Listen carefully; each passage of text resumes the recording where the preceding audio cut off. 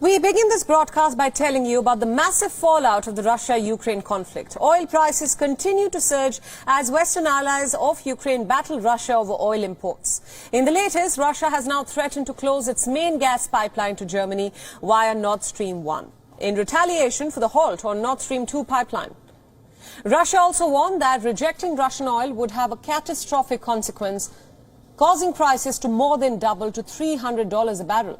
This threat comes as the United States explores the possibility of a potential ban with allies as another way to punish Russia for invading Ukraine. Meanwhile, US President Joe Biden spoke to the leaders of France, Germany and Britain as he pushed for their support on the ban. But Germany and the Netherlands have already rejected such a plan. The European Union gets about 40% of its gas and 30% of its oil from Russia and has no easy substitutes if supplies are disrupted. Russia is the world's top producer of natural gas and the second top producer of crude oil, and any move to sanction its energy industry would badly damage not just its own economy but also the global economy. Fears of a possible embargo drove Brent crude oil to $130 a barrel at one point on Monday, and this is the highest level for almost 14 years. Reports now suggest that the US might be willing to move ahead without their Western allies, though no decision has so far been made. The US only gets about 3% of its oil from Russia. The White House said that it was in conversation with large oil producers and suppliers around the world about how to mitigate the impact. For more details about this consequence, we are now being joined by WION's correspondent, Rosie Burchard from Brussels. Rosie, thanks so much for joining us on WION at this hour. Now, as we all know, Russia has threatened to close its main gas pipeline to Germany via the Nord Stream 1. Is Europe at this point at all concerned about the ramifications of this move?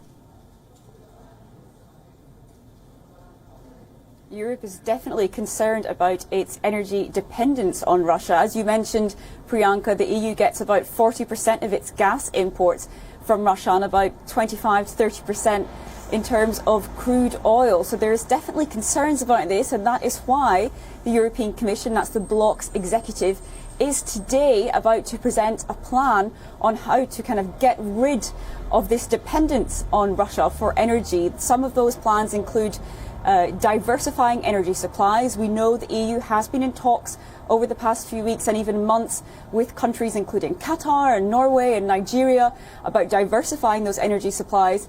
But they're also looking into really ramping up renewable production, although that, of course, is a bit more of a long-term project. There are divisions among the bloc in terms of how to proceed with this potential really tough sanction of a full embargo on Russian oil and gas.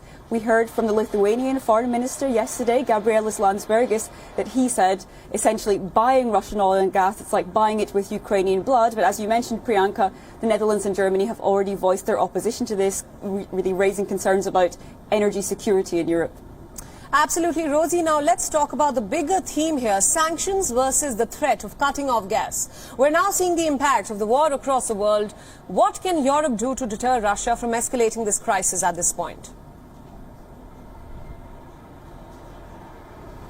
Well, they are looking into further sanctions still. As I said, there are kind of divisions on that really tough sanction of a full oil embargo, but they are thinking of potentially cutting more Russian banks off from that SWIFT international payment system and looking into some other measures, for example, blocking ports or looking into measures on kind of blocking coal imports. We might see more on that today or even in the coming days.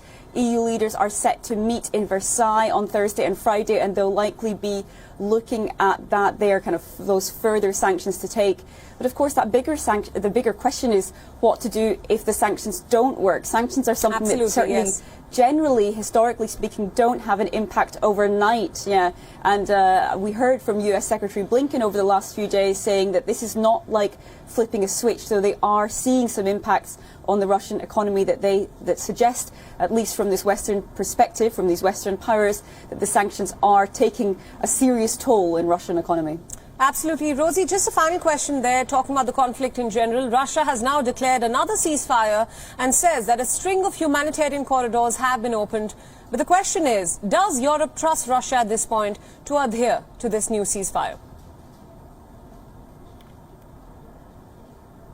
I think trust is not a word that most European leaders would attribute to their feelings towards Russia at this time. We've certainly heard from the French President Macron in the past that he felt Russian President Vladimir Putin had been duplicitous in these diplomatic talks ahead of this invasion. So in terms of moving forward with this diplomacy and potential humanitarian escape routes, we see this as a really case of very high stakes, but unfortunately low expectations from these EU leaders, though they are, of course, very much supporting any way ahead. They think these talks are a step in the right direction, but they really are concerned about this terrible humanitarian impact on the ground. Right now, we're expecting some more measures this afternoon also from the European Union on supporting refugees. As you mentioned, we're now seeing around 2 million people having fled Ukraine into neighbouring countries, many of them in the European Union just in the past couple of weeks.